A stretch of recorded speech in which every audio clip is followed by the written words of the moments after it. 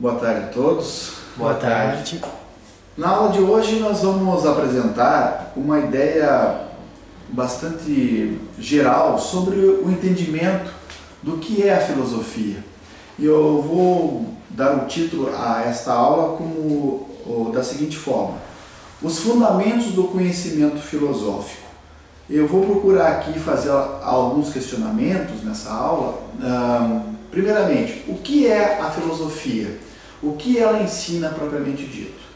Sobre o que pensam os filósofos, qual é o objeto que a filosofia e principalmente os filósofos se debruçam?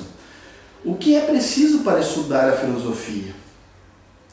O empenho, a dedicação e muitas vezes até o esforço, de você se debruçar sobre alguns autores, se debruçar sobre algumas teorias que exigem de nós uma certa disciplina.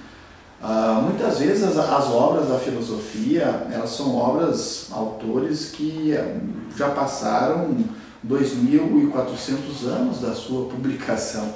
Então muitas vezes ao fazer uma leitura de, por exemplo, Platão, Aristóteles, você vai encontrar certa dificuldade de uma compreensão de uma obra escrita de tanto tempo atrás. Não é uma leitura muitas vezes fácil, de uma compreensão fácil. Na verdade, são obras que os autores se dedicaram a sua vida toda se debruçando, refletindo, escrevendo, que nós hoje, no mundo contemporâneo, nós não vamos numa leitura simples, rápida, já absorver o significado, o sentido desse texto. Então, muitas vezes a gente precisa de uma exegese, de uma hermenêutica, de uma compreensão muito detalhada e também de uma paciência.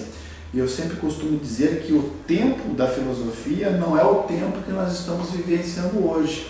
Me parece que a gente está vivendo hoje num pragmatismo, numa correria tamanha que não se encaixa com o tempo da filosofia, que a gente exige uma maior dedicação e um maior espaço de uma reflexão. Para que serve a filosofia propriamente dito? Hoje nós vivemos um tempo que a argumentação filosófica me parece que ela está um pouco obsoleta no aspecto assim de que o que é importante é o pragmatismo científico. Para que serve isso? Muitas vezes os nossos alunos, professor, para que serve a filosofia? Tentando encontrar uma resposta bastante prática e pragmática para essa pergunta. Então nós vamos tentar responder nessa aula que se a filosofia não servir para nada, ela está servindo para alguma coisa, porque ajuda a refletir sobre a nossa própria existência, sobre a vida, sobre a felicidade, sobre a morte. Tudo isso tem uma explicação filosófica.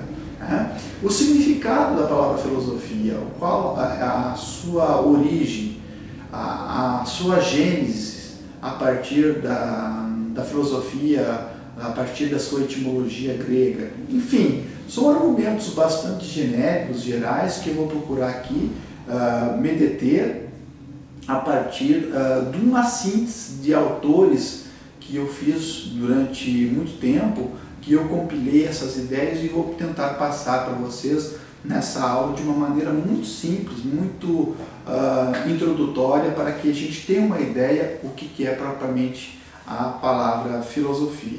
E eu começo respondendo o que a filosofia ensina, propriamente dito.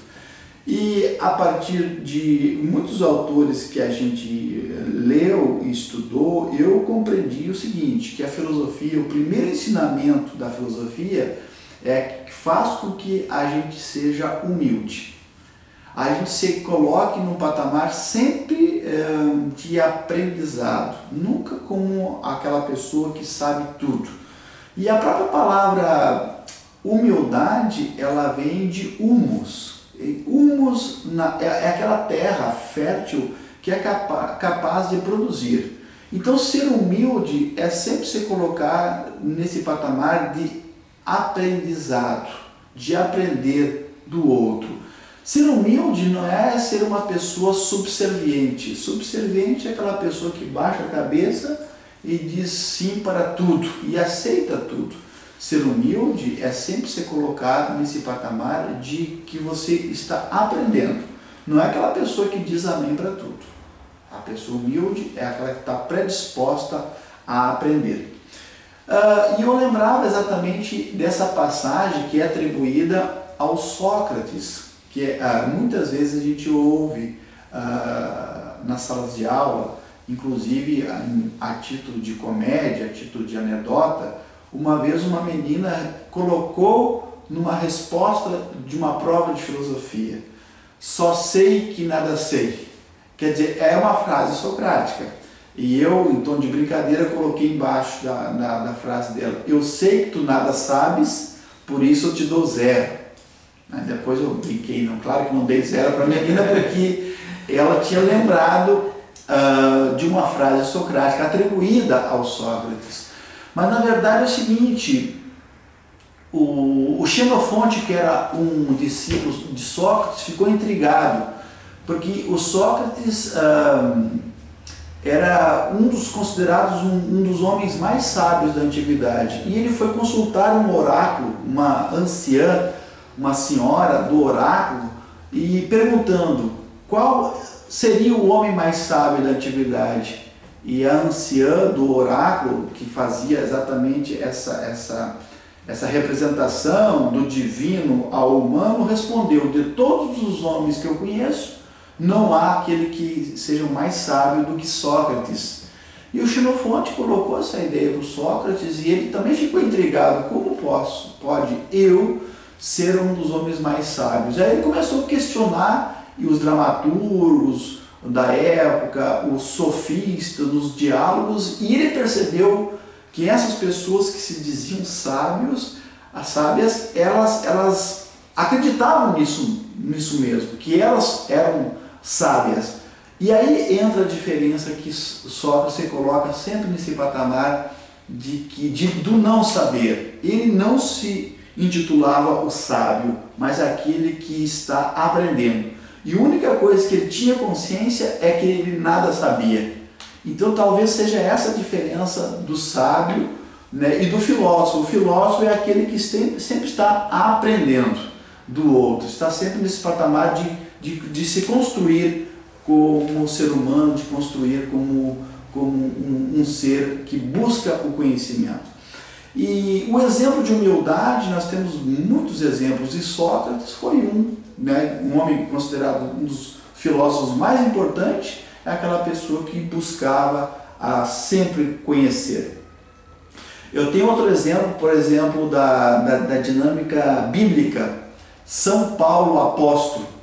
Paulo, antes de se converter ao cristianismo, era chamado de Saulo. E aí tem aquela passagem que ele cai do cavalo. Cai do cavalo significa que há uma conversão. Cair do cavalo literalmente. Do latim, conversão é convertere. Significa mudar de rumo, mudar de direção. Quer dizer, Saulo era aquele que perseguia os cristãos, torturava os cristãos, aí a queda do cavalo. Literalmente, aí é uma conversão. E Saulo torna-se Paulo. E Paulo significa o pequeno, ou humilde. Então, essa do latim significa Paulo, todos os nomes que tem Paulo significa o pequeno. Quer dizer, uma pessoa que era um guerreiro, era um conquistador, era perseguir os cristãos, cai do cavalo, se torna humilde, se reconhece e se torna Paulo. Um grande exemplo também de um brasileiro chamado Paulo Freire, uma das pessoas mais inteligentes do Brasil, com 36 doutorados honoris causa em vida e mais 6 doutorados, pós-doutorados depois da sua morte. Uma pessoa que é mais conhecida, mais estudada fora do Brasil do que propriamente no Brasil as suas ideias. Também era uma pessoa muito humilde e se reconhecia como sempre aquela pessoa que aprendia do outro. Então é importante essa palavra humildade que a filosofia faz com que a gente seja.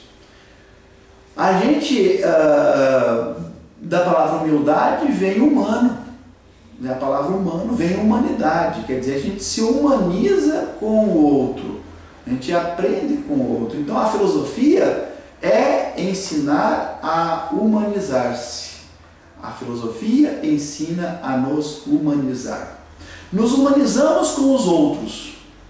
Interessante isso, que o próprio Aristóteles na obra A Política já dizia: nós somos zoon, animais políticos, animais sociáveis, assim como as abelhas e as formigas, mas temos uma diferença, que é o processo que nos diferencia das formigas, que é o processo da racionalidade, de viver na polis e tomar decisões políticas, deliberar na polis. Então, diz Aristóteles que quem vive isolado, sem o outro, ou é uma divindade, ou é um selvagem, ou é um bárbaro. Significa que nós temos a carência, ninguém de nós é uma ilha, nós precisamos da sociabilidade para nos tornar humanos. A partir da convivência que a gente se humaniza. Essa é uma ideia muito interessante que faz com que a filosofia nos ensina a aprender do outro, a nos tornar bastante humilde.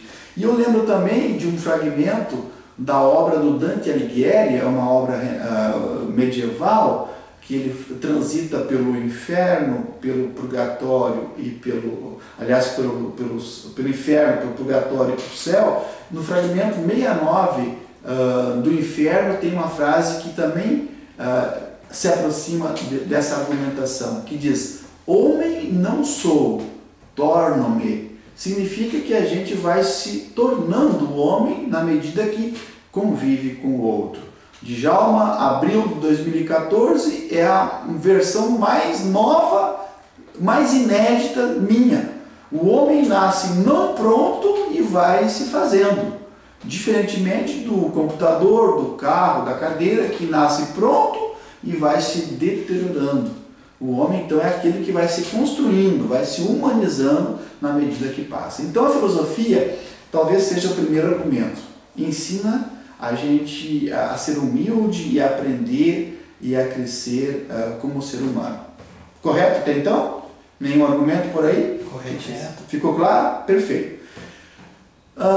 Outro exemplo, então, outro ponto, a filosofia, aliás, os filósofos, eles são excêntricos, são diferentes ou não?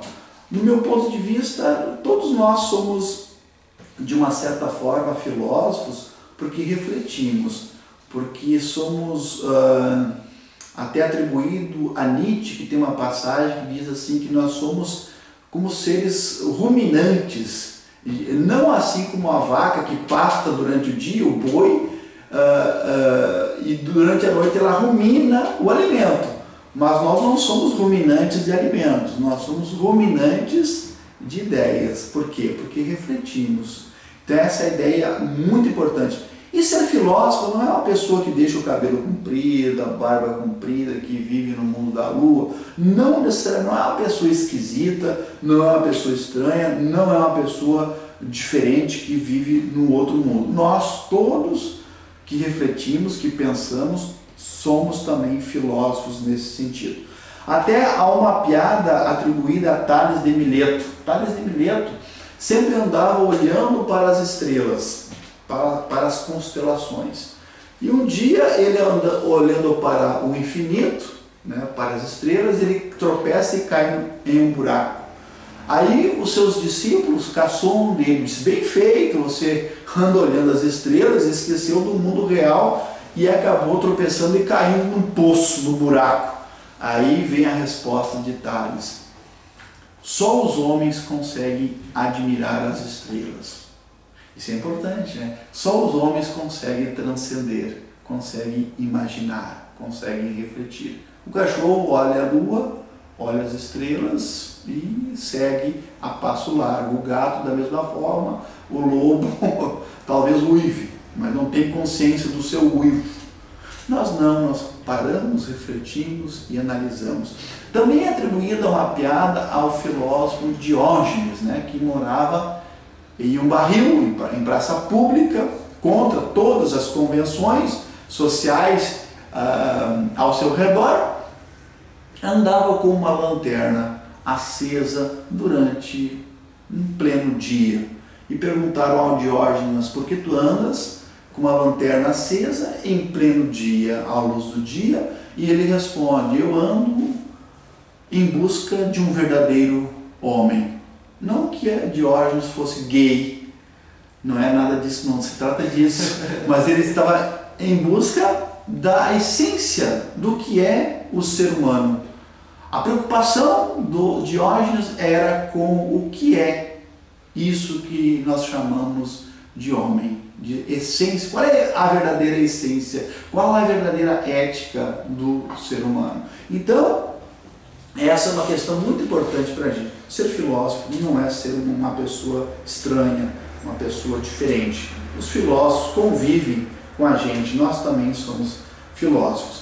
Na medida que, um detalhe importante, que os antigos, eles tinham uma coerência muito grande de viver filosoficamente e uma coerência com aquilo que ensinavam. Hoje, Mateus e Éder, eu acredito que nós somos mais estudantes de filosofia ou professores de filosofia.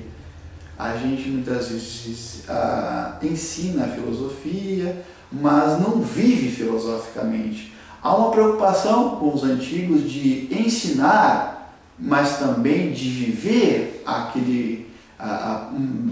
se aproximar da prática da sua teoria. Me parece que hoje nós somos um pouco mais professores de filosofia ou alunos que estudam filosofia, mas que muito diferentemente do seu modo de viver, me parece. Bom, como a filosofia surgiu na minha vida, a filosofia, eu percebi assim que quando eu estudei no primeiro grau, no ensino básico, no segundo grau, não existia filosofia nem sociologia. Porque eu nasci num período de 64 e 85, que foi chamado no Brasil de um período bastante duro, de ditadura militar. Então, o que os militares fizeram? Eles sacaram dos currículos do primeiro grau, segundo grau, a sociologia e a filosofia. Tanto é que ela retornou recentemente agora, a filosofia e a sociologia, nos currículos escolares. Mas na minha época, tinha duas disciplinas que foram substituídas. A filosofia foi substituída por educação moral e cívica e Organização Social e Política Brasileira, o SPB e Educação Moral e Cívica. O que a gente aprendia nessas disciplinas? Essencialmente os brasões nacionais. Cantar o hino nacional, cantar o hino da bandeira, o hino da independência. Eu lembro até hoje que o que representa as cores da bandeira. Era uma aula que a professora ficava muito tempo, que o verde representa as matas, o amarelo representa o ouro, o branco, a paz, o azul, eu disse o Grêmio, não é o Grêmio, não. Assim por diante. Bom, e cantar versinhos. Cada 15 dias, hora cívica, a gente ganhava 4 frases para decorar, e posição de sentido, e jogral. Era isso, educação moral e cívica, e era isso o SPB. Porque a gente não tinha filosofia e não tinha a sociologia nos bancos escolares. Menos mal que hoje voltou. Eu estava até analisando a última questão, a última prova de humanidades do Enem. De 45 questões, nós tivemos 18 questões de filosofia e de sociologia. Diretamente, isso, minhas contas, se eu não estou equivocado aqui, são 43% da prova do Enem que tratam questões de filosofia e de sociologia. Então, os nossos queridos telespectadores, jovens, estudantes, secundaristas, que estão se preparando para o Enem, para fazer as provas, estudem filosofia, estudem sociologia, que é muito cobrado nas provas de humanidades, além de história, geografia, assim por diante. Tem muita questão de sociologia e tem muita questão de filosofia. Portanto, essas ideias que nós estamos colocando aqui podem ajudar a você a se preparar para as provas do Enem. Filosofia é diferente de religião? Temos diferença, sim. A filosofia procura uma salvação por si só. Você se salva a partir da filosofia, a partir da própria racionalidade. Enquanto que a religião, ela busca sempre um ser superior para salvar-se. Ou através de uma instituição secundária, uma igreja, um templo, uma instituição. Enquanto que a filosofia, ela busca respostas que ela ajuda, você se salva por ela mesma. Então a filosofia, ela não trabalha com dogmas. O que é um dogma, Matheus? Dogma é uma regra, uma verdade inquestionável. É aquilo, um dogma, a religião trabalha com dogma, enquanto que a filosofia trabalha com conhecimentos universais. Não há uma verdade para a filosofia. Na verdade, o que é uma verdade não necessariamente pode só ser uma resposta para todos o mundo. Cada um tem uma compreensão do que é o mundo, as suas verdades. Então, a religião trabalha com dogmas. Salva-se através da crença. Ela salva através de uma religião, da fé. A filosofia não trabalha nessa dimensão. Muito bem, esse é o ponto número 1, então, muito geral, as ideias. Mas sobre o que pensam os filósofos? Qual é a preocupação dos filósofos? Primeiramente, o que existe? Você vai pegar a filosofia e uma parte da filosofia trabalha, que nós chamamos, vão procurar respostas metafísicas. Então uma parte da filosofia trabalha com a metafísica. É uma reflexão sobre a nossa existência, de como nos relacionamos com a realidade. Qual é a natureza do próprio ser? Isso é uma questão metafísica. Essa é uma questão do que existe. É uma parte da filosofia que vai se debruçar sobre esse questionamento. Sempre essa parte da filosofia vai procurar responder muitas perguntas que estão na metafísica. As respostas dessas questões do que existe está na metafísica. Por exemplo, Deus. O que é Deus? O que é a mente humana? O que é o tempo? O que é a arte? A metafísica vai procurar responder essa questão. O que existe? A segunda parte, o que pode ser conhecido? Aí entra a questão do conhecimento na filosofia, que nós chamamos da epistemologia. Tem pensadores, filósofos, professores que se debruçam aqui, uns na metafísica, o que existe, e outros vão discutir o que pode ser conhecido, o que é o conhecimento. Através de crenças, conhecimento pode ser através da experiência, conhecimento científico, conhecimento filosófico. Então, a epistemologia é a segunda parte da filosofia que vai se deter na teoria do conhecimento. O terceiro ponto do que tratam os pensadores, os filósofos, é uma coisa mais prática. É aquilo que nós respondemos à pergunta: como você deve viver? Éder, você sabe qual é a parte da filosofia que trata de como você deve viver as nossas relações, os nossos valores? Qual é o campo da filosofia que trata isso? A filosofia política. Filosofia política que está dentro da ética, exatamente, de como nós nos relacionamos, quais os valores, os hábitos. Então a ética é esse terceiro ponto mais prático da filosofia. Valores morais. Lutar em uma guerra e morrer pela pátria tem sentido?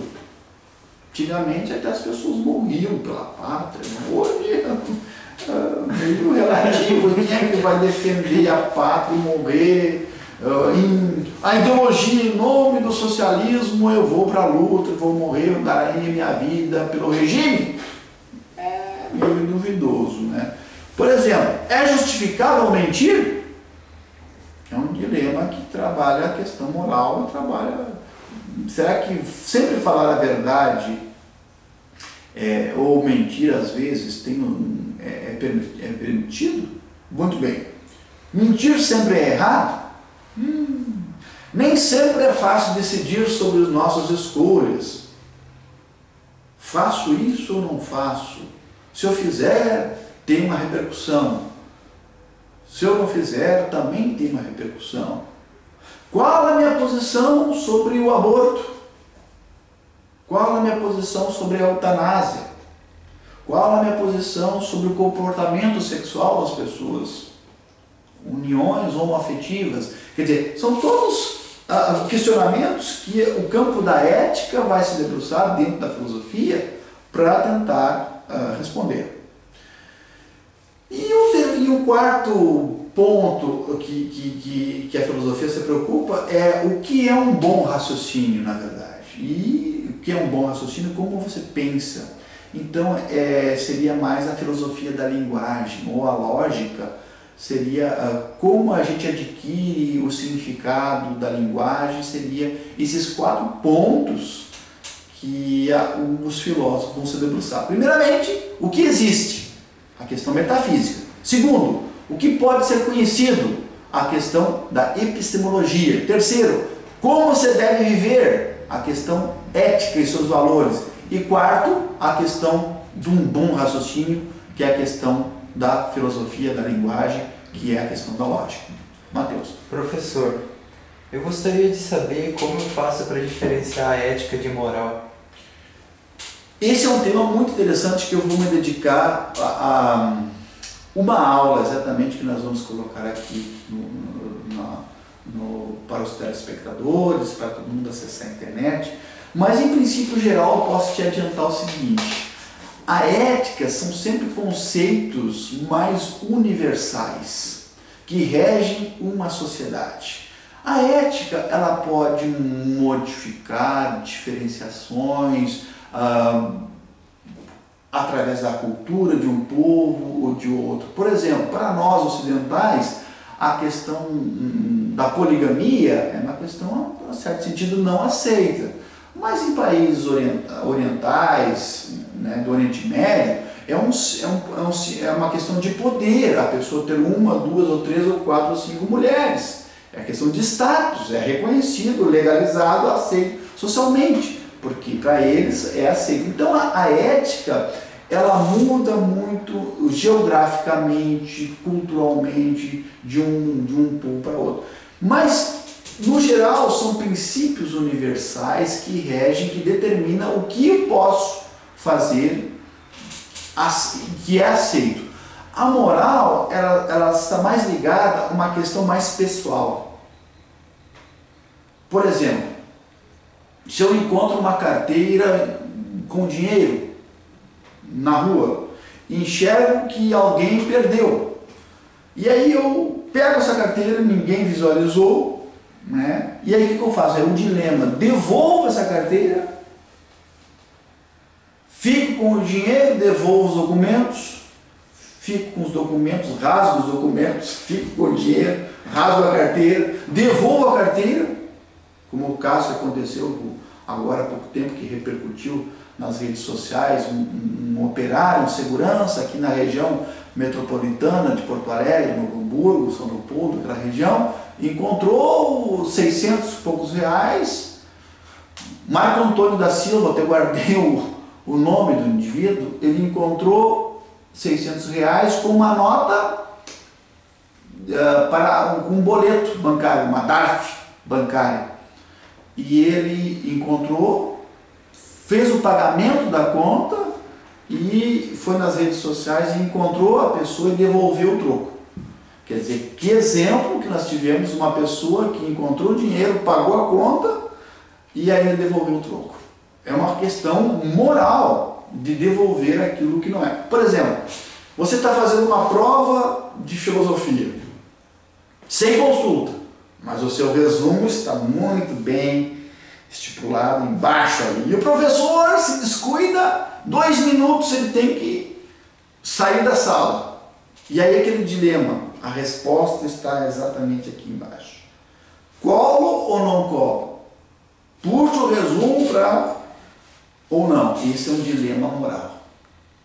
Então a moral sempre é mais particularizante, mais particular. Devo ou não devo, faço. Mas muitos autores não conseguem fazer essa diferenciação. Muitos aproximam a ética da moral. Mas num conceito bastante genérico, que eu vou trabalhar aqui em uma aula, a gente poderia dizer que a ética são princípios mais universais que regem uma sociedade mais coletiva. E a moral, ela está ligada a mais uma dinâmica particular de tomar uma decisão ou não. Então, essa é uma dinâmica que nós vamos trabalhar. Ponto 3, Mateus e Éder, queridos. O que é preciso para estudar a filosofia? Primeiramente, precisa ter ânimo. Você tem que estar animado. Animado é uma pessoa que tem... Animado vem de alma. Então a pessoa tem que ter alma, garra. É diferente de uma pessoa desanimada. O que uma pessoa desanimada é? Uma pessoa sem alma, sem vontade, sem ação. Exatamente, uma pessoa desanimada é uma pessoa sem alma, é uma pessoa desanimada. Ter ânimo é a mesma coisa que a pessoa, para estudar filosofia, tem que ter entusiasmo. Olha que palavra bonita essa aqui, entusiasmo vem de uma palavra latina, enteos. Teo, no latim, significa o quê? Deus. Teologia, estudo sobre Deus. Então, entusiasmo é uma pessoa que tem enteos, que tem Deus dentro de si. A pessoa que é entusiasmada por uma causa, ela tem Deus vibrando dentro do seu próprio ser.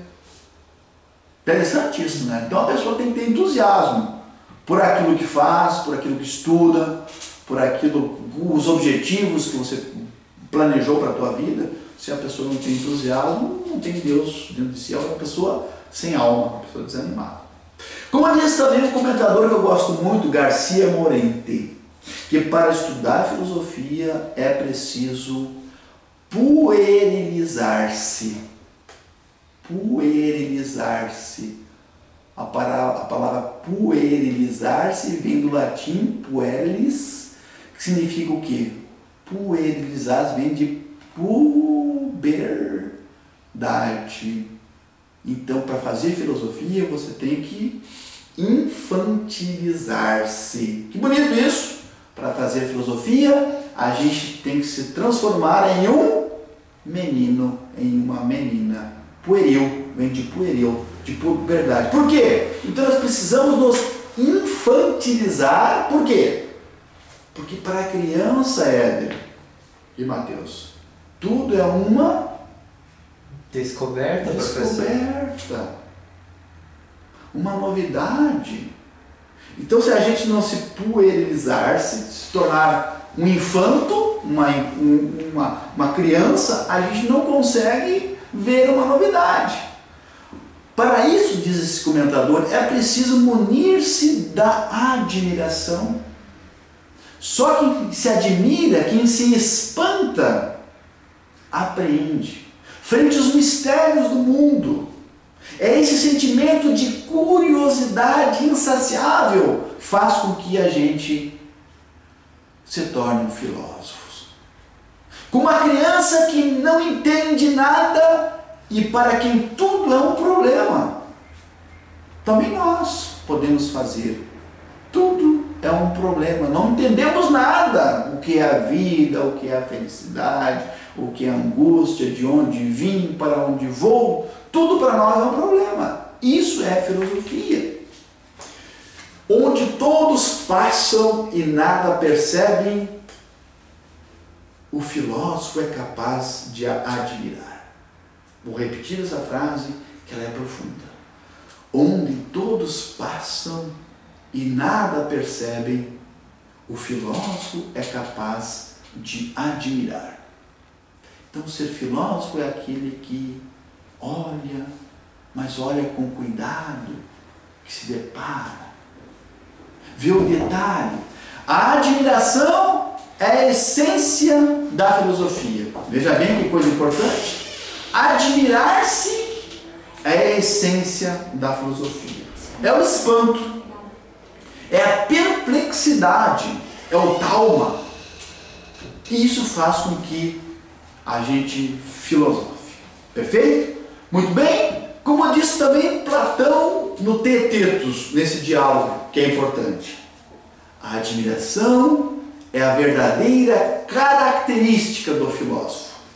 Não tem outra origem a filosofia a não ser a admiração.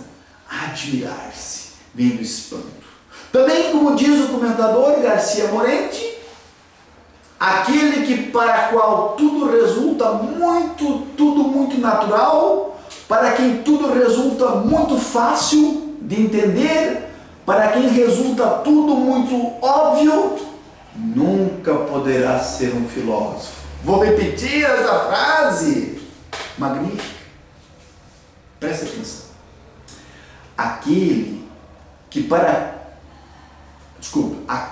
para qual tudo resulta muito natural, para quem tudo resulta muito fácil de entender, para quem resulta tudo muito óbvio, nunca poderá ser um filósofo.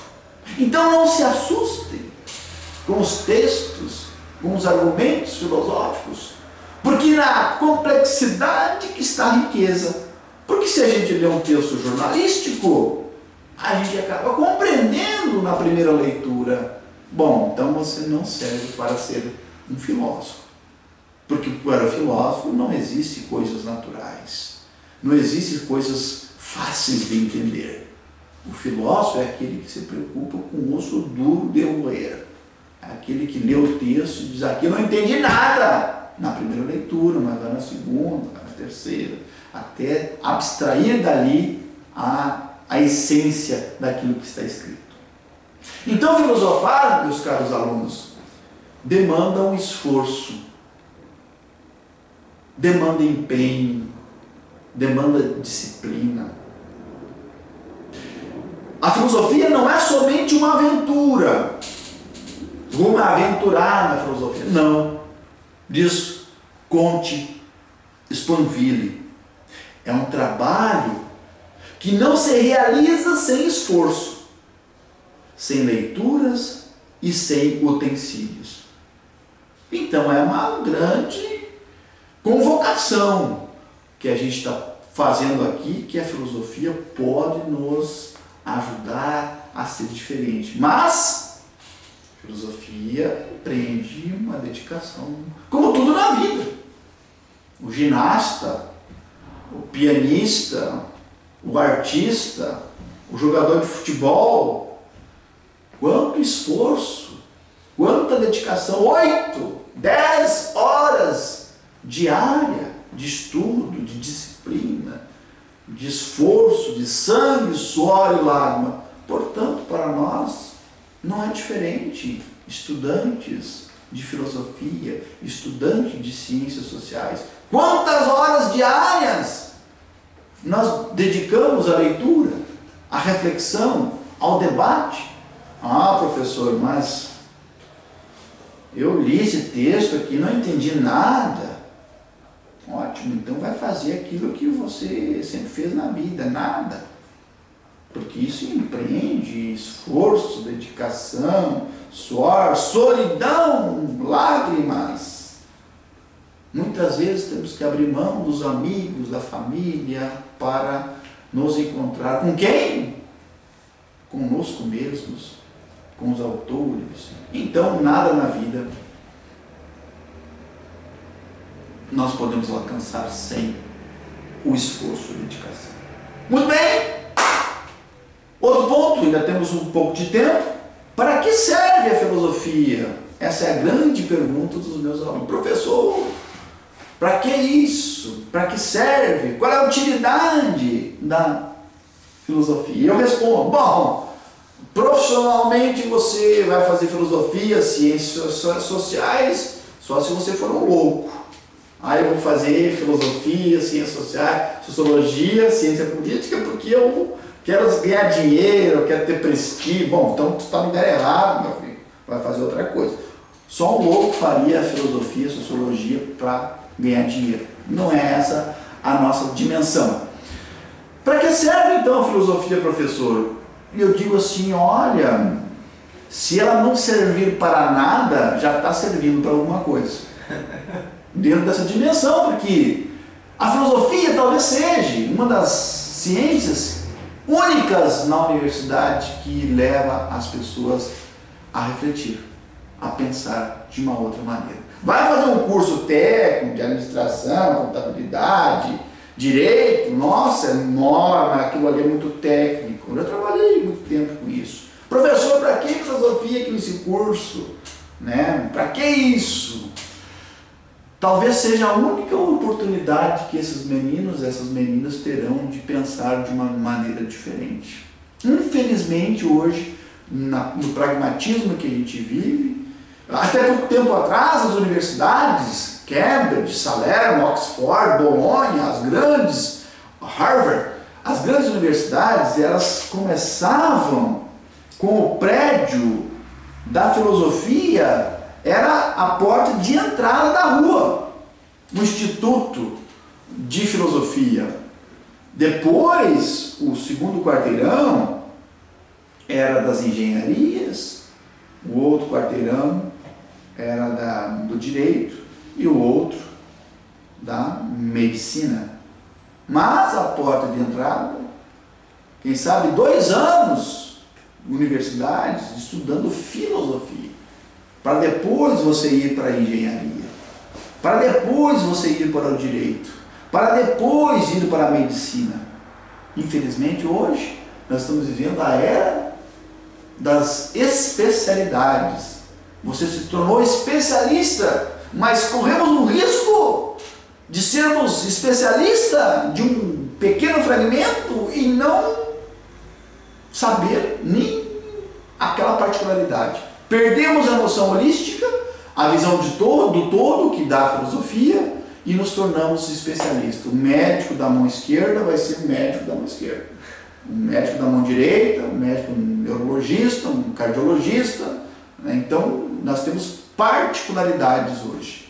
Corremos o risco de ficar num conhecimento muito fragmentado. Infelizmente, culpa nossa, muitas vezes, dos nossos professores de filosofia, que não conseguiram perceber as mudanças dos tempos. E hoje, quantas, aqui nessa nossa própria Universidade de Santa Maria, quantos cursos tem as disciplinas de sociologia e de filosofia? Talvez uma meia dúzia. Por quê? Porque não enxergam uma forma que a filosofia possa ajudar as pessoas a compreender o mundo de uma outra maneira.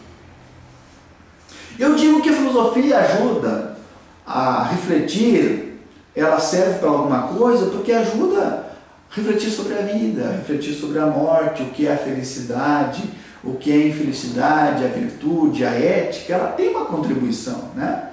E a filosofia é importante que ela nunca vai prometer uma resposta pronta para determinadas situações. Ela sempre vai lançar perguntas, questionamentos. Talvez seja a grande diferença das teologias que existem por aí, da autoajuda, que dão respostas prontas, como se todos nós fôssemos um gabarito homogêneo, que cada um pensasse e refletisse de uma forma idêntica. Claro que não. Cada um de nós vamos ser diferente, reage de uma maneira diferente, e a filosofia nunca vai dar respostas prontas para cada um de nós. Ela sempre vai lançar questionamentos. Nunca a filosofia será garantidora de uma vida feliz. Muito pelo contrário. Ela vai fazer com que a gente se pergunte, se questione, né, para que a gente encontre a resposta não no outro, resposta pronta, mas a resposta que está dentro de cada um de nós. Eu criei o problema está em mim. Não é o meu namorado, minha namorada, o pai, a mãe que vai resolver. está em mim. O problema, e a filosofia faz com que eu consiga, de uma forma de uma introspecção, descobrir aquilo que Sócrates descobriu, que ele pegou inclusive do oráculo de Delfos, essa frase: conhece-te a ti mesmo. O autoconhecimento está na felicidade, não no outro, não de uma motivação de fora para dentro, exógena, de fora para dentro. Mas a filosofia faz com que a gente tenha uma motivação endógena, a partir da minha própria reflexão. Isso é importante. Então não há como garantir uma vida boa. A filosofia não vai garantir vida boa, nem banir as tristezas do mundo, nem mesmo apresentar fórmulas prontas. Essa não é a missão da filosofia. A filosofia não é o caminho fácil. A filosofia é o caminho da dificuldade, da solidão, para a gente chegar àquilo que nós queremos. Ponto 5, mas a partir da etimologia, de onde vem essa palavra? Primeiramente, é importante dizer que a filosofia é a mãe de todas as ciências. É atribuído a Platão. Ele tinha, como é que era o nome da academia do Platão? Não era o Liceu é Aristóteles, né? Aristóteles, sim. Mas ele tinha uma academia, que não me foge o nome agora, que estava escrito na porta: ninguém pode adentrar nessa escola aqueles que não souber aritmética, não souber matemática. Então, a filosofia é a mãe de todas as ciências. Depois provém a matemática, provém a medicina, provém o direito, provém todas as ciências, mas a mãe fundadora da racionalidade, do pensamento, é a filosofia. Infelizmente, hoje, vivemos a era das especialidades, dos especialistas, e a filosofia perde o seu espaço, né?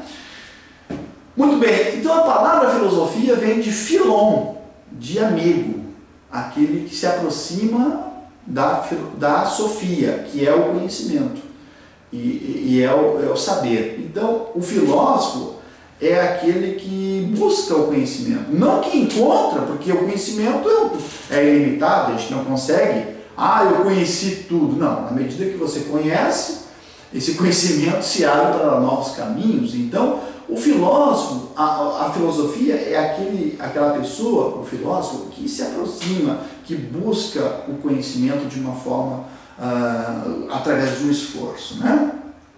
Então foi no século VI, em torno de 500 anos, ainda antes de Cristo, que surgem os primeiros filósofos, que nós vamos chamar aqui, para alguns comentadores não vão enxergar nos pré-socráticos alguns pensadores, mas muitos vão dizer que esses foram os primeiros a refletir sobre o mundo, não se fundamentando nos deuses, não se fundamentando no conhecimento teológico ou no conhecimento mitológico, mas são os primeiros, genuinamente falando, os pioneiros de que vão tentar explicar a origem do cosmos, a origem do mundo, através da racionalidade, através do pensamento, através da razão. Então, é atribuído aos pré-socráticos essa reflexão crítica, essa reflexão de espanto, de desvelamento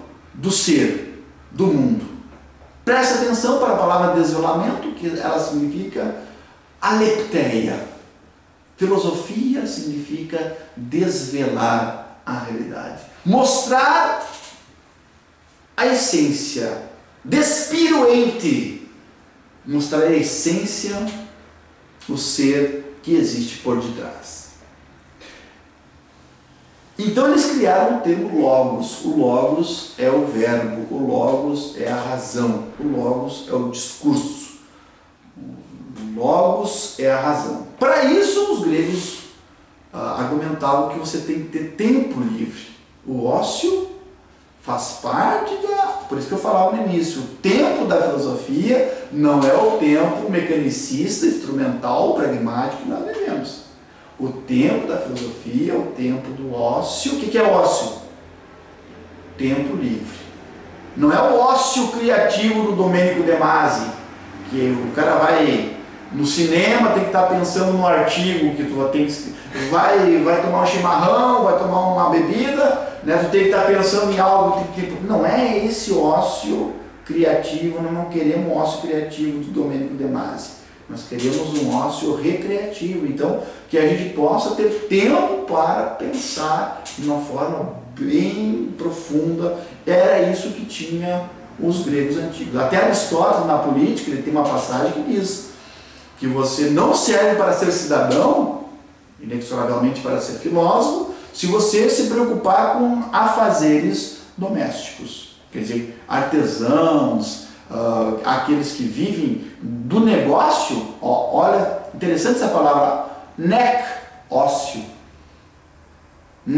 Do grego é aquele que nega o ócio, sem ócio. Então o negociante, o negociante, aquele que trabalha que compra e vende, ele não serve para ser filósofo, porque ele está entretido com práticas instrumentais. Então o negociante é aquele que não tem o ócio. Então nós precisamos esse tempo para refletir. Isso é filosofia. Nós precisamos do ócio recreativo. Arte do far niente para filosofar. A gênese da filosofia começou então com os gregos, 500 anos ainda antes do nascimento de Cristo. É interessante que o filósofo Hegel, nas lições sobre a filosofia da história, que é uma obra já da sua maturidade, inclusive ele não chegou a completar essa obra, ela foi concluída por seus discípulos. Ele argumenta que quando nós mencionamos a Grécia sim é o fundamento da história universal. Antes da Grécia não há religião, não há filosofia, não há história. O Egito, a Pérsia, a Síria, a África está fora da história universal. A Grécia seria a infância da história. A adolescência seria o Império Romano e a maturidade seria o Império